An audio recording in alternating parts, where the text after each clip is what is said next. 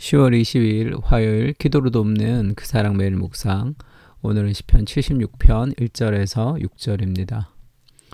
아삽의 시가 계속되고 있는데 76편 6절에 보면 야곱의 하나님이여 주께서 꾸짖으심에 병거와 말이 다 깊이 잠들었나이다, 이런 구절이 있죠. 그러니까 주께서 꾸짖으심에 인생의 여러 가지 적들의 병거와 말들이 있지만 주께서 꾸짖으시면 그것들이 다 잠들어 버리는 그런 승리의 하나님을 지금 노래하고 있습니다. 그래서 오늘은 주께서 꾸짖으심에 라는 제목으로 말씀을 좀 나누려고 합니다.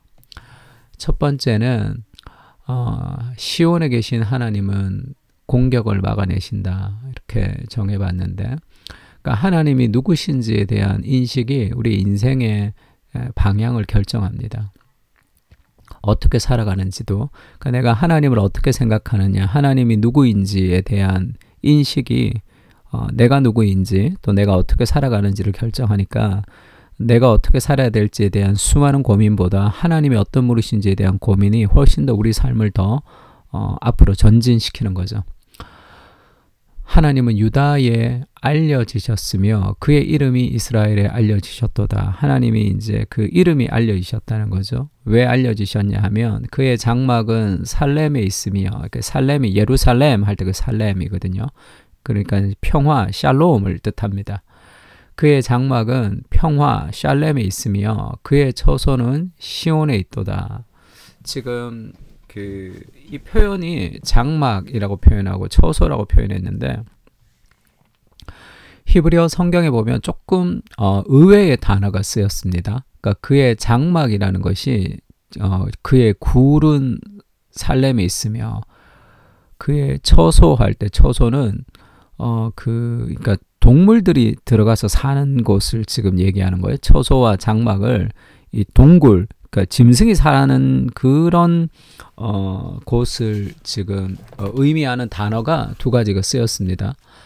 그리고 거기에서 그가 화살과 방패와 칼과 전쟁을 없이 하셨도다. 그러니까 하나님이 그 시온에 계시면서 그 시온에서 적들의 화살과 방패, 칼과 전쟁을 하나님이 다 막으셨다.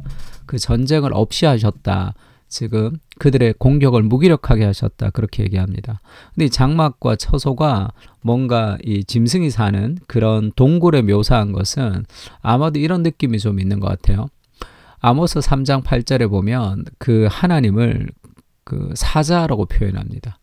그러니까 사자가 부르짖은 즉 굴에서 나와서 사자가 이렇게 부르짖는 것, 자기의 그 처소에 있다가 사자가 나와서 부르짖은즉 누가 두려워하지 아니하겠느냐, 주 여호와께서 말씀하신즉 누가 예언하지 아니하겠느냐. 그러니까 하나님의 말씀 그리고 사자의 부르짖음, 이런 식으로 이 야성의 하나님을 좀 등장시킵니다.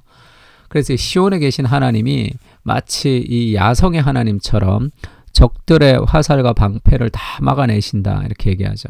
그 시온에선 시온에 계신다 할 때 그 시온에 하나님이 계신다는 것은 결국 하나님의 처소, 하나님의 말씀, 하나님이 계시는 그 자리에서 칼과 전쟁을 다 없이 하셨다, 그렇게 해석할 수 있습니다. 그러니까 우리도 마찬가지죠. 하나님이 시온에 계시다는 것은 그분의 말씀과 그분의 은혜와 그것이 수많은 적들의 공격을 이겨내는 그런 능력이 된다는 걸 알아야 됩니다. 하나님이 지금도 시온에 계시다. 그것이 적들의 화살을 막아낼 수 있는 근거가 된다, 알아야 되고, 그러니까 복음을 자꾸 우리 삶에 적용해야 되죠. 믿음의 방패를 가져라 할 때 이제 마귀가 우리에게 수많은 생각을 넣어줍니다. 그때 그것을 무기력시키는 것은 하나님의 말씀이죠. 그 말씀을 가지고 우리도 수많은 마귀들의 공격을 극복하는 그런 어떤 세상적인 생각, 잘못된 생각이 들어올 때마다 그것을 버려야 된다고 얘기했죠. 우리에게 떠오르는 생각이 다 좋은 생각은 아닙니다. 참새가 우리의 머리 위에 지나가게 하는 것은 어찌할 수 없지만 내 머리에 둥지를 틀게 하지 말라라는 마틴 루터의 말처럼 수많은 생각들이 있지만 그것이 하나님의 뜻과 맞지 않을 때 하나님의 말씀으로 우리 안에 시온에 계신 그 하나님을 중심으로 수많은 적들과 생각들을 우리가 막아낼 수 있습니다. 두 번째는 용사이신 하나님이 승리하신다. 하나님이 시온에 계시다라는 거, 그리고 하나님은 용사이시다라는 것을 기억할 때 우리 삶에 두려움이 없는 거겠죠. 하나님은 그냥 가만히 그저 계시는 분이 아니라 하나님은 전쟁에 뛰어난 하나님, 만군의 하나님 이렇게 표현하죠. 그래서 그 용사이신 하나님이 전쟁에서 승리하심을 노래하고 있습니다. 주는 약탈한 산에서 영화로우시며 존귀하시도다. 이건 번역이 좀 애매한데 쉽지가 않은데 그 다음 구절에 보면 주는 마음이 강한 자도 가진 것을 빼앗기고 잠에 빠질 것이며 장사들도 모두 그들에게 도움을 줄 손을 만날 수 없도다. 그러니까 약탈한 산, 이 마음이 강한 자도 그것을 빼앗긴다와 이 병행구절이라면 그들이 약탈했던 그 산에서도 하나님이 주인이시다. 그들이 주인이 아니다. 그런 뜻으로 해석할 수 있을 것 같고요.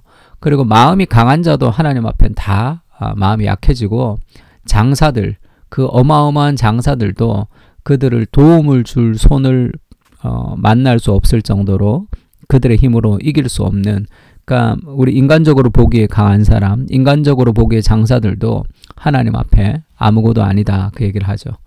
야곱의 하나님이여 주께서 꾸짖으심에 병거와 말이 다 깊이 잠들었나이다. 하나님의 말씀이 선포되면 그렇게 요란하고 무섭던 병거와 말들이 다 깊이 잠듭니다.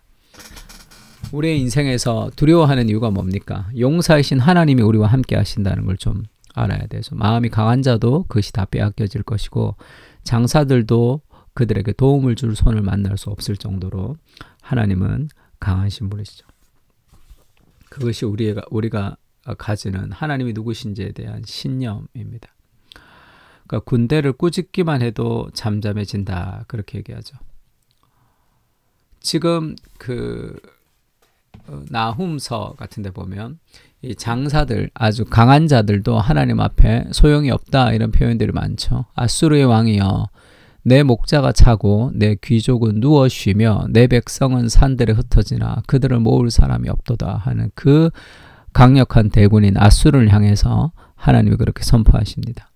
출애굽기도 마찬가지죠. 애굽을 향해서 그렇게 얘기하죠. 이때 모세와 이스라엘 자손이 이 노래로 여호와께 노래하니 일렀으되 내가 여호와를 찬송하니 그는 높고 영화로우시며 말과 그 탄 자를 바다에 던지셨음이로다.